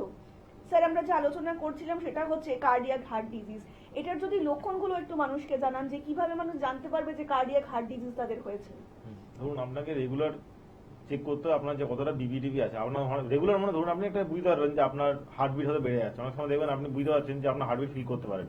যখন দেখবেন দৌড়াতে হয় বা কোনো হঠাৎ করে আচমকা আপনি একটু ভয় পেয়ে গেছেন, তখন আপনার নিজের হার্টবিটটা ফিল করা যায়। তো আপনার যদি পালস রেটও কোনো কারণে বেড়ে যায়, তখন দেখবেন আপনার পালস রেটটা কিন্তু ফিল করা যাবে যে আপনার কতটা হয়েছে না হয়েছে, আপনি নিজের বুঝতে পারবেন। তো আপনি প্রথমত আপনার যদি হার্টে কোনো সমস্যা আছে, আপনার ঝিমুনি লাগবে, মাথা ঘুরে আপনি পড়ে যেতে পারেন, আর বুকে একটা ব্যথা করবে। এবারে বুকে ব্যথা কিন্তু দুরকম, একটা দেখবেন মেন বুকে ব্যথা হয় গ্যাসের জন্য। অনেকে দেখবেন গ্যাসের ব্যথাটাকে বুঝতে পারে না কেন বুকে ব্যথা হচ্ছে, ইসি করে ইসি নর্মাল আসছে। তো আপনার যদি গ্যাস থাকে তো সেই ব্যথাটা কিন্তু বুকে এদিক ওদিক দেখবেন ছড়িয়ে থাকতে পারে। আপনার যদি শরীরে গ্যাস থাকে সেটা আলাদা, আর বুকে ব্যথা যদি হার্টের জন্য হয় সেই ব্যথা সম্পূর্ণ আলাদা। তো আপনার বুকে ব্যথা হলে আগে আপনাকে যখন দেখছেন ব্যথা হচ্ছে মাঝে মধ্যে, আপনার একটু প্রবলেম হচ্ছে, মাথা ব্যথা ঘোরাচ্ছে, একটা ইসিজি করে নেবেন। সেই ইসিজি রিপোর্টে পরিষ্কার বলে দেবে আপনার কোনো আর্টারি ব্লক আছে কিনা, বা কোনো ভেন ব্লক আছে কিনা, বা কোনো আপনার অন্যান্য কোনো সমস্যা আছে কিনা, পালসেট কম মানে ব্র্যাডিকার্ডিয়া টাকিকার্ডিয়া আছে কিনা। তো একটা রিপোর্ট করলে বুঝতে পারবেন। তাছাড়া আপনার মানে ফিল করতে পারবেন যে আপনার শরীরের মধ্যে কোথাও একটা অসাড় অসাড় ভাব আসছে। মানে ধরুন আপনার অনেক সময় হাত দেবেন অসাড় হয়ে যাচ্ছে, কখনো কখনো দেবেন আপনার একটা পা দেবেন হালকা কিছুক্ষণের জন্য অসাড় হয়ে যাচ্ছে, তখন বুঝতে হবে যে আপনার শরীরের মধ্যে কোথাও কোনো হার্টের প্রবলেম হচ্ছে। আস্তে আস্তে আস্তে আস্তে সেই জিনিসটা সামনে আসবে। এবারে কারোর দেখবেন সিম্পল জাস্ট একটা দুটো হয়তো আর্টারি ব্লক হয়েছে বা মাইল্ড ব্লকেজ এসছে ইসিজি করে, এটা কিন্তু বাই মেডিকেশনেই হয়ে যায়। কিন্তু আপনি যদি ওই যে হয় না ফেলে রেখে দিচ্ছেন, আপনি আপনার দেখছেন যে একবার দুবার টুকটাক সমস্যা হচ্ছে, আপনি না লাইফস্টাইল শুধরাচ্ছেন, না খাওয়া দাওয়া ঠিক করছেন, না কিছু করছেন, ভবিষ্যতে সেটাই আপনার হয়ে যায় আইএসডি বা ইসকেমিক হার্ট ডিজিজ। তো এই জন্য সাবধানে থাকুন। যখন দেখছেন কোনো প্রবলেম হচ্ছে, আপনি আপনার কোলেস্টেরল আছে বা আপনার ব্লাড প্রেশার আছে, আপনি স্মোকিং ড্রিঙ্কিং করে সেটা ছেড়ে দিন। কারণ স্মোকিং বা ড্রিঙ্কিং দুটোই কিন্তু আপনার হাই ব্লাড প্রেশার বা হার্ট ডিজিজের জন্য অন্যতম দায়ী। তো এই জিনিসগুলো থেকে অ্যাভয়েড করুন। কারণ হার্টবিট একবার যদি হার্টের কোনো প্রবলেম চলে আসে, সারা জীবন আপনার সেখানেই হয়ে যাবে, খাওয়া দাওয়া কিছু করতে পারবেন না, যতদিন বাঁচবেন ততদিন আপনি একটা রেস্ট্রিকশনের মধ্যে একটা বন্দি জীবন কাটাবেন। তো এই জন্য এইসব বাজে নেশা থেকে দূরে থাকুন, নাহলে হার্টের কোনো সমস্যা তাহলে আসবে না। স্যার, আলোচনা আসবো, একজন বন্ধু উপস্থিত আছেন, স্বাগত আপনাকে। নমস্কার, কে বলছেন? নমস্কার ম্যাম। নমস্কার স্যার, আমি দুর্গাপুর থেকে তারকনাথ রায় বলছিলাম। হ্যাঁ, তারকনাথ বাবু, কার সম্বন্ধে জানবেন? আমার সম্বন্ধে জানতে চাই ম্যাম। আচ্ছা, আপনার বয়সটা একটু বলবেন। Ma'am 44 plus. 44। এবার বলুন কি শারীরিক সমস্যা রয়েছে আপনার? ম্যাম আমার অ্যাকচুয়ালি মানে শ্বাসকষ্টের একটু সমস্যায় আর বেশি ভারী জিনিস তোলা করলে বা একটু বেশি ব্যায়াম ট্যায়াম করলে আমি একটু হাঁপিয়ে যাচ্ছি খুব তাড়াতাড়ি। আচ্ছা, আপনি এটা শুনুন স্যার, বলছি। এটা আপনার কতদিন ধরে হচ্ছে? অ্যাকচুয়ালি স্যার এটা আমার হচ্ছে 3 থেকে 4 মাস ধরে। 3 থেকে 4 মাস ধরে। আপনি কি ধূমপান করেন, মানে স্মোকিং করেন? না স্যার, আগে করতাম, এখন ছেড়ে দিয়েছি। স্মোকিং ড্রিঙ্কিং সব ছেড়ে দিয়েছি। কোনো এক্সরে করেছেন চেস্ট বুকের? হ্যাঁ, ইসিজি না পাইনি। কোনো এক্সরে করেন বুকে, তাই তো? না। ঠিক আছে, বলছি আপনি শুনুন। দেখুন, আপনার যে সমস্যাটা হচ্ছে বলছেন একটু হাঁপিয়ে যাচ্ছি কাজ করতে গেলে, সিঁড়ি উঠতে গেলে, এটা আপনার চেস্টের মধ্যে কোনো ইনফেকশনও হতে পারে। তো আপনি যদি বলছেন যে স্মোকিং করছেন না, ছেড়ে দিয়েছেন, আপনি একটা আপাতত একটা চেস্টের একটা এক্সরে করুন, পিএ ভিউ। চেস্ট এক্সরে করলে সেই রিপোর্টটা যেটা আসবে সেটা আপনি নিয়ে আমাদের চেম্বারে আসুন, সেই রিপোর্টে পরিষ্কার বলে দেবে কিছু আছে কিনা। যদি নর্মাল স্টাডির কোনো সমস্যা কারো চিন্তার কোনো কারণ নেই, এটাও সেরে যাবে। আর যদি চেষ্টা কোনো সমস্যা এসে থাকে, সিওপিডি লাইক কোনো সমস্যা এসে থাকে, সেটাও সেরে যাবে। কিন্তু আপনি এই মুহূর্তে যদি কোনো ধূমপান কিছু করে থাকেন সেটা করবেন না। আর বুকের যে সমস্যা হচ্ছে আপনার, আমরা জিজ্ঞেস করলাম আপনার কোভিড হয়েছে কিনা, কোভিডের জন্য আমাদের 3-4 মাস আগে হয়েছে, মানে আপনার কোভিড হয়তো জন্য নয় এটা দায়ী। তো এটা কিন্তু আপনার হতে পারে কোনো লাংসের মধ্যে কোনো আপনার অ্যালভিওলাই বা আপনার যে বায়ুথলিগুলো আছে সেগুলো কোনো ডিজেনারেশন সমস্যা হচ্ছে বা কোনো প্রবলেম হচ্ছে। তো এই জন্য আপনি আপাতত একটু এই কাজগুলো থেকে দূরে থাকুন, যেখানে আপনার সিঁড়ি বেশি উঠতে হচ্ছে, হাঁপিয়ে যাচ্ছেন বা আপনি বেশি ভারী জিনিস তুলতে পারছেন না, এগুলোকে একটু অ্যাভয়েড করুন, দরকার ছাড়া করবেন না। আর আপনি একবার আপনার চেস্ট এক্সরেটা করে নিয়ে আপনি আসুন, আপনার কি সমস্যা আছে না আছে দেখে আমরা একটা চিকিৎসা করে দেবো। স্যার, অনেকেই তো এই মুহূর্তে রয়েছেন যে একটু শীতকালে খাওয়া দাওয়া অতিরিক্ত হয়ে যাচ্ছে কিংবা বাইরের খাবার একটু বেশি কনজিউম করছে, তো সেক্ষেত্রে অনেকে হয়তো বুঝতে পারছেন না যে এক্স্যাক্টলি ব্যথাটা কি কারণে হচ্ছে। তাই এই ব্যথাটা বোঝার কি কোনো রকম উপায় রয়েছে নাকি কার্ডিয়াক হার্ট ডিজিজ কিংবা অন্য কোনো কারণে আমাদের ব্যথাগুলো পেনগুলো হচ্ছে শরীরে? দেখুন, অ্যাকচুয়ালি গ্যাসের ব্যথা আর হার্টের ব্যথার মধ্যে অনেকেই কনফিউজ হবে। এটা মানে পেশেন্টকে বললে সে বুঝতে পারবে না, কারণ সে তো আর মেডিকেল সায়েন্স নিয়ে পড়াশোনা করেনি। তো বুকে ব্যথা যদি কারো তো একবার দুবার করছে সেটা ইগনোর করা যায়, যেটা একবার হচ্ছে গ্যাসের জন্য হচ্ছে, হয়তো গ্যাসের জন্য একবার দুবার হয় কিন্তু অনেকের। কিন্তু যখন দেখছেন একটা ব্যথাটা আপনার ওয়ান টাইমে একবার করে প্রতিদিনই হচ্ছে বা আপনার কোনো ক্ষতি খুব জোরে ব্যথা করছে, বুকের বাদিকে ব্যথা করছে, বাদিকে তো আমাদের হার্ট থাকে, বাদিকে ব্যথা করছে, মানে আপনার ধরে নিতে হবে হার্টে কোনো প্রবলেম আসতে পারে। আপনার যদি কোলেস্টেরল থাকে বা আপনার যদি প্রেশার থাকে, আর যদি কিছু নাই থাকে বুকে ব্যথা করে, তখন ফার্স্টে আপনি ধরতে পারেন যে গ্যাসের জন্য হচ্ছে। কিন্তু সেটা যদি বারবার হতে থাকে তখন আপনাকে একটা ইসিজি করলে সেখানে ধরা পড়ে যাবে কি হয়েছে। স্যার, কার্ডিয়াক হার্ট ডিজিজ হওয়ার কি নির্দিষ্ট কোনো বয়সের সময়সীমা থাকে যে এই বয়সেই বেশি দেখা যাচ্ছে আর কি? দেখুন, অ্যাকচুয়ালি কম বয়সে তো এই জিনিসটা সাধারণত হয় না, মানে আপনার ধরুন 18-20 বছর বয়সে হার্টের কি সমস্যা হবে, হার্ট তো এতটা কমজোর নয়। এবারে কারোর ক্ষেত্রে জেনেটিক একটা প্রবলেম আসতে পারে যে তার ছোট থেকেই তার হার্টের মধ্যে কোনো প্রবলেম আছে, বা অনেকে দেখেন না যে হার্টের হাত দুর্বল বলে, মানে হার্ট সেই লেভেলে ব্লাডটাকে ফ্লো করতে পারে না, পাম্প করতে পারে না, তার ব্র্যাডিকার্ডিয়া আছে, মানে তার পালস বিট কম। অনেকে দেখবেন জন্ম থেকেই তার পালস চেক করছেন, দেখবেন নর্মাল তো 72 হয়, তার দেখবেন 60-50 কাছাকাছি আছে। তো এই ক্ষেত্রে ব্যাপারটা আলাদা, কিন্তু আপনার নর্মাল ক্ষেত্রে এটা জিনিসটা হতে পারে। স্যার, আলোচনা আসবে একজন বন্ধু উপস্থিত আছেন। স্বাগত আপনাকে। নমস্কার, কে বলছেন? আমি বলছি বাঁকুড়া থেকে রতনা বলতে। হ্যাঁ বলুন, কার সম্বন্ধে জানবেন? আমার নিজের সম্বন্ধে। আচ্ছা, আপনার আগে বয়সটা বলবেন। 8 বছর। আচ্ছা বলুন, এবার কি শারীরিক সমস্যা রয়েছে আপনার? মানে একটা ডাক্তারবাবুকে এখন প্রথমত জিজ্ঞেস করছি, বাঁকুড়ায় বসে, বাঁকুড়ার বাড়ি। আচ্ছা, বাঁকুড়া। আমি বলে দিচ্ছি আপনাকে, আপনি বলুন কি শারীরিক সমস্যা রয়েছে, সবটা জানিয়ে দিচ্ছি আমরা আপনাকে। আর সমস্যা ঠান্ডা লেগেছে, বুঝতে শ্বাসকষ্ট হয়। আচ্ছা শুনুন স্যার, বলছি শুনুন, আপনি স্ক্রিনে শুনুন। দেখুন, আপনার যে সমস্যাটা বলে শ্বাসকষ্ট হয় সেটা আপনার ঠান্ডা লেগে হচ্ছে বা আপনার অ্যালার্জি আছে, এটাও হতে পারে। তো আগে আপনাকে চেম্বারে এসে দেখাতে হবে কি সমস্যা হচ্ছে। আপনি যদি কোনো রিপোর্ট থেকে থাকে বা কোনো মেডিসিন খাচ্ছেন এটার জন্য, সেগুলো নিয়ে আপনার আমাদের বাঁকুড়াতে চেম্বার আছে, আপনি হেল্পলাইনে ফোন করে জিজ্ঞেস করে নেবেন কবে কি হচ্ছে। আপনাকে সেখানে চেম্বার আমাদের হয়, প্রতি মাসেই হয়, তো আপনি এসে চিকিৎসা করাতে পারেন। আর একটা আপনার দেখতে হবে আপনার অ্যালার্জি আছে কিনা। যদি কোনো কারণে আপনার অ্যালার্জি থাকে, হাঁচি কাশি হচ্ছে, তাহলে আপনি অ্যালার্জি যে খাবারগুলো আছে, চিংড়ি মাছ, ডিম, বেগুন, এগুলো আপাতত খাওয়া বন্ধ করুন। ফুলকপি, বাঁধাকপিটা একটু অ্যাভয়েড করুন। আর যদি আপনার অ্যালার্জি না থেকে থাকে তাহলে আপনার অন্য কারণে জিনিসটা হচ্ছে, ঠান্ডা লাগাতে থেকে ইয়ে করতে গেলে আপনাকে একটু ভালোভাবে থাকতে হবে। তো সেই জন্য আপনি আপাতত এবার চেম্বারে আসুন, এসে দেখান, তাহলে আপনি সুস্থ হয়ে যাবেন। সুস্থ এবং স্বাভাবিকভাবে নিরোগ জীবন যদি পেতে চান তাহলে কিন্তু অবশ্যই আয়ুর্বেদিক পদ্ধতিতে যদি পেতে চান তাহলে কিন্তু অবশ্যই আপনাকে হাত ধরতে হবে এনবিপি ইউনানি অ্যান্ড আয়ুর্বেদা রিসার্চ সেন্টারে, যেখানে সম্পূর্ণ আয়ুর্বেদিক পদ্ধতিতেই কিন্তু চিকিৎসকেরা চিকিৎসা করে থাকেন। একদম যাকে বলে root treatment, time bound report based ট্রিটমেন্টই করা হয়ে থাকে NBP Unani and Ayurveda research সেন্টারে। কারণ এনবিপি পারে একমাত্র আপনাকে আয়ুর্বেদিক পদ্ধতিতে সুস্থ এবং নিরোগ জীবন প্রদান করতেই। আপনি প্রত্যেকেই কিন্তু চাই যে আগামী দিনগুলো যেগুলো আসছে সেগুলোতে কিন্তু একটু সুস্থ স্বাভাবিকভাবে বেঁচে থাকতে, আর তার জন্য কিন্তু অবশ্যই আপনাকে হাত ধরতে হবে এনবিপি ইউনানি অ্যান্ড আয়ুর্বেদা রিসার্চ সেন্টারের। আপনাদেরকে আরও একবার জানিয়ে রাখি, যারা ইতিমধ্যে দেখিয়েছেন তারা তা জানেন, এবং যারা এখনো ভাবছেন সমস্যার মধ্যে রয়েছেন, কোথায় গেলে সমাধান খুঁজে পাবেন বুঝে উঠতে পারছেন না, তাদের জন্যই কিন্তু হেল্পলাইন নাম্বারটা আরও একবার আপনাদেরকে ডায়াল করতে হবে 9830235527 অথবা 37 নাম্বারে আপনারা কিন্তু অবিলম্বে যোগাযোগ করতে পারেন। আপনার যে কোনো রকম সমস্যার জন্যই কিন্তু সদা সর্বদা প্রস্তুত এনবিপি ইউনানি অ্যান্ড আয়ুর্বেদার রিসার্চ সেন্টার, যেখানে কিন্তু সম্পূর্ণ আয়ুর্বেদিক পদ্ধতিতেই চিকিৎসা করা হয়ে থাকে। তাছাড়া কিন্তু আপনারা এনবিপি ইউনানি অ্যান্ড আয়ুর্বেদার রিসার্চ সেন্টারের হেড অফিস পেয়ে যাচ্ছেন মধ্যমগ্রামে, কলকাতাতে পাচ্ছেন ল্যান্সডাউন, হাজরা, হাতিবাগান এবং খিদিরপুরে, হাওড়াতে পাচ্ছেন দাসনগর, বেলুর এবং শিবপুরে দক্ষিণ 24 পরগনাবাসীরা পাচ্ছেন কিন্তু আমতলাতে। আপনার যে কোনো রকমের পছন্দের একটা ক্লিনিক বেছে নিয়ে আপনারা কিন্তু অবিলম্বে পৌঁছে যেতেই পারেন। সমস্যা আপনার, সেই সমস্যা থেকে সমাধান যারা সত্যি সত্যি আয়ুর্বেদিক পদ্ধতিতে করে দিতে পারে তারাই হচ্ছেন এনবিপি Unani and Ayurveda research centre. Sir, আমাদের তো যেটা দেখলাম এই কার্ডিয়াক হার্ট ডিজিজের জন্য এনবিপি ইউনানি অ্যান্ড আয়ুর্বেদা রিসার্চ সেন্টারে কি কি রকমের আয়ুর্বেদিক পদ্ধতিতে ট্রিটমেন্ট রয়েছে যদি একটু দর্শকদেরকে জানান। দেখুন, আপনার হার্টের প্রবলেম হলে আপনাকে তো ফার্স্টে আমরা একটা স্ট্রিক্ট ডায়েটে রাখবো।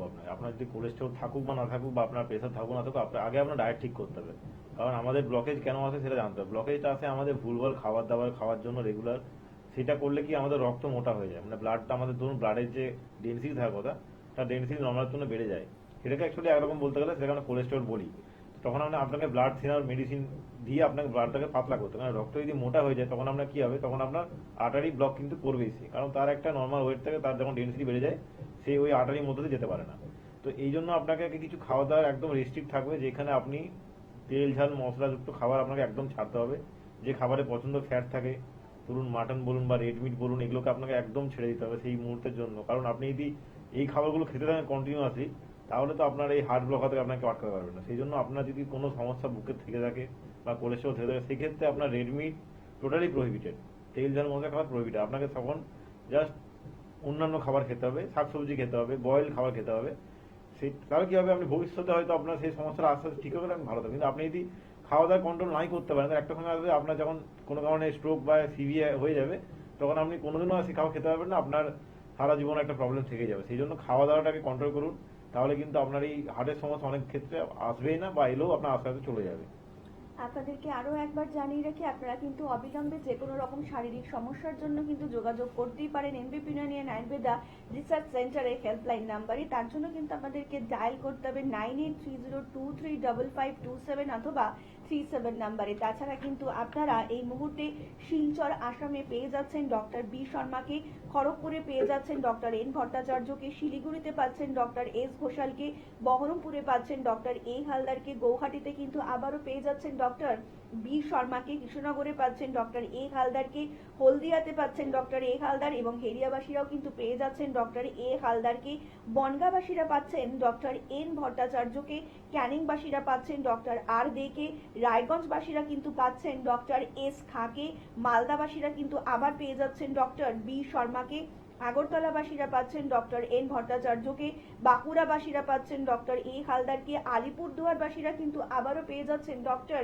বি শর্মাকে, বর্ধমানবাসীরা পাচ্ছেন ডক্টর এন ভট্টাচার্যকে, কোচবিহারবাসীরা পাচ্ছেন ডক্টর এস ঘোষালকে, আরামবাগবাসীরা পাচ্ছেন ডক্টর এ হালদারকে, বোলপুরবাসীরা কিন্তু পেয়ে যাচ্ছেন ডক্টর এস ভাদুড়িকে, দুর্গাপুরবাসীরা কিন্তু আবার পেয়ে যাচ্ছেন ডক্টর এস খাকে, মেচেদাবাসীরা পাচ্ছেন ডক্টর এন ভট্টাচার্য, জামশেদপুরবাসীরাও পাচ্ছেন কিন্তু ডক্টর এন ভট্টাচার্য, গঙ্গারামপুরবাসীরা পাচ্ছেন ডক্টর এস ঘোষালকে এবং আসানসোলবাসীরা কিন্তু আবার পেয়ে যাচ্ছেন ডক্টর বি শর্মাকে, পুরুলিয়াবাসীরা পাচ্ছেন ডক্টর এ হালদারকে, ডিব্রুগড়বাসীরা পাচ্ছেন ডক্টর এস ঘোষালকে এবং কাকদ্বীপবাসীরা আবার পেয়ে যাচ্ছেন ডক্টর এস খাকে, ঝাড়গ্রামবাসীরা পাচ্ছেন ডক্টর এ হালদারকে। যে কোনো রকম শারীরিক সমস্যার জন্যই কিন্তু সবসময় আয়ুর্বেদিক পদ্ধতিতেই আপনাদের পাশে থাকার জন্য অঙ্গীকারবদ্ধ NBP Unani and Ayurveda research centre, যেখানে সম্পূর্ণ আয়ুর্বেদিক পদ্ধতিতেই কিন্তু আপনাদেরকে ট্রিটমেন্ট করা হয়ে থাকে। এবং তার জন্য কিন্তু আরো একবার হেল্পলাইন নাম্বারটা শুধুমাত্র আপনাদের জন্য, যে কোনো রকম শারীরিক সমস্যাই হোক না কেন তার জন্য কিন্তু অবিলম্বে আপনারা নিজের হেল্পলাইন নাম্বারে ফোন করতে পারেন। তার জন্য কিন্তু আপনাদেরকে ডায়াল করতে হবে 9830235527 অথবা 37 নাম্বারে। স্যার, যাদের এই কার্ডিয়াক হার্ট ডিজিজ ইতিমধ্যেই হয়ে গিয়েছে, এবার এই যে হার্ট ডিজিজটা হয়ে গিয়েছে এটা তো অনেকবারই অনেকের হয়ে থাকে, তো সেক্ষেত্রে আপনি কি বলবেন, মানে কিভাবে প্রিকশন নেওয়া উচিত মানুষজনকে? দেখুন, কারো যদি সিভিএ হয়ে থাকে, সিভিএটা কিন্তু একটা মানে স্টেপের পর কিন্তু আপনার হলে কিন্তু আপনার সেটা মানে মারা যেতে পারেন, আপনার হার্ট অ্যাটাক হয়ে আপনি পুরোপুরি পেশেন্ট ডেড হয়ে যেতে পারে আর কি। তো দেখবেন কারো ফার্স্ট মানে একটা কথা দেখবেন নর্মালি এটা হয় কি যে আপনার 3বার অ্যাটাক হলে সে পেশেন্টকে আর বাঁচানো সম্ভব না। তো এই জন্য যখন কারোর দেখবেন একবার হয়তো কোনো কারণে হার্ট অ্যাটাক হয়ে গেছে, তাকে কিন্তু সেই মুহূর্তে তাকে একটা রেস্ট্রিকশন নিয়ে আসতে হবে। তাকে ফিজিওথেরাপি হোক বা যে হোক যা করেছে সেটা ছেড়ে তাকে যদি সে বলে আমি আয়ুর্বেদিক ট্রিটমেন্ট করাবো, তার কিন্তু ভবিষ্যতে আর সেকেন্ড অ্যাটাক আসার কোনো চান্সই থাকবে না। তো সেই জন্য তাকে আগে করতে হবে যে আমি ট্রিটমেন্টটা এক জায়গা থেকে করাবো, ভালোভাবে করাবো। তার কোলেস্টেরল থাকুক বা সুগার থাকুক, যাই থাকুক না কেন, প্রেশার থাকুক না কেন, তার চিকিৎসা যদি তার একটা অ্যাটাকের পর সে যদি নিজেকে অ্যাওয়ার হয়ে করে নেয় তাহলে তার সেকেন্ড অ্যাটাক আসলে সে ভালোভাবে থাকবে। এবারে আবার অনেকে বললো আমার টুকটাক সমস্যা হচ্ছে, আমি কেন এখন যাবো, কিন্তু আপনার যদি কোনো কারণে একবার অ্যাটাক হয়ে যায় আপনি দেখবেন অনেক দুর্বল হয়ে যাবেন, আপনাকে দেখে চিনতেই পারা যাবে না আপনি একটা আগে কেমন ছিলেন পরে কেমন হয়ে গেছে। তো এই জন্য হার্টটাকে ভালো রাখতে গেলে আপনার যে টুকটাক সমস্যা হচ্ছে, কোলেস্টেরল এসছে বা প্রেশার এসছে, এই সবের কিন্তু আয়ুর্বেদিক ট্রিটমেন্ট আছে, আপনার পার্মানেন্ট সলিউশনও আছে, যে এরকম না যে আপনাকে একটা মেডিসিনের উপর খেয়ে যেতে হবে, আপনি একটা সময় পর কিন্তু মেডিসিন বন্ধ করতে পারেন। তো প্রেশার বলুন বা কোলেস্টেরল বলুন, যেগুলোর জন্য হার্ট অ্যাটাক হতে পারে আর কি, বা সুগারও কিন্তু হতে পারে, সুগারটা তো আপনার শরীরটাকে আরো উইক করে ফেলছে। তো এই সমস্যাগুলো থাকলে আপনি সেটার জন্য আমাদের আয়ুর্বেদিক চিকিৎসা করালে আপনার হয়তো ভবিষ্যতে হার্ট অ্যাটাকের কোনো সম্ভাবনা থাকবে না। মানে হার্ট অ্যাটাকের সম্ভাবনা হচ্ছে এই রোগগুলো থাকলে আপনার হতে পারে। আপনার যদি কোনো নেশা থাকে তাহলে হবে, বা সুগার প্রেশার কোলেস্টেরল আছে তাহলে কিন্তু আপনার চান্স থাকে হার্ট অ্যাটাক হওয়ার। তো এই জন্য খাওয়া দাওয়া কন্ট্রোল করুন, ঠিক জায়গায় প্রপার চিকিৎসা করান, এমনি ভালো থাকবে। নিজের হার্টকে যদি সত্যি সত্যি সুস্থ স্বাভাবিক রাখতে চান তাহলে কিন্তু অবশ্যই আপনাদেরকে হাত ধরতে হবে এনবিপি ইউনানি অ্যান্ড আয়ুর্বেদা রিসার্চ সেন্টারে, যেখানে সম্পূর্ণ আয়ুর্বেদিক পদ্ধতিতেই কিন্তু চিকিৎসা করা হয়ে থাকে। শারীরিক সমস্যা আপনার এবং সেই শারীরিক সমস্যা থেকে আপনাকে সম্পূর্ণভাবে সুস্থ করে তোলার দায়িত্ব কিন্তু এনবিপি ইউনানি অ্যান্ড আয়ুর্বেদা রিসার্চ সেন্টারের। স্যার, আর আলোচনায় আসবো, আর একজন বন্ধু উপস্থিত, অনেক স্বাগত আপনাকে। নমস্কার, কে বলছেন? নমস্কার, আমি বারোই থেকে চমশের কথা বলছি। হ্যাঁ বলুন, কার সম্বন্ধে জানবেন? আমার পার্টিকুলার কোশ্চেনটা হচ্ছে কোলাইটিস নিয়ে। কোলাইটিসের প্রবলেম আমাকে ডাক্তারবাবু বলেছে পেট রিলেটেড কিছু প্রবলেমে। আমি অ্যালোপ্যাথি ট্রিটমেন্ট করেছি, মোটামুটি কিওর ছিলাম, কিন্তু মেডিসিন ছেড়ে দিলেই প্রবলেমটা পুনরায় ব্যাক করছে। তো আমি আয়ুর্বেদিক যে ট্রিটমেন্টের সম্পর্কে জানতে চাইছি, এবং পঞ্চকর্মা পদ্ধতি ডাক্তারবাবু যেটা বললেন সেটা সম্পর্কে জানতে চাইছি, যে এই ক্ষেত্রে কোলাইটিসের কি কোনো মানে পার্মানেন্ট কিওরের সিচুয়েশন আসতে পারে। আচ্ছা, আপনার বয়সটা আগে একটু বলবেন। আরেকবার বলছি, আপনার বয়সটা একটু বলবেন। 43 ইয়ার্স। 43 ইয়ার্স। হ্যাঁ শুনুন স্যার। এই কোলাইটিসটা কতদিন ধরে হয়েছে? প্রায় 1.5 বছর। 1.5 বছর ধরে। আপনি কি এখন এটার জন্য ওষুধ খাচ্ছেন, মেডিসিন?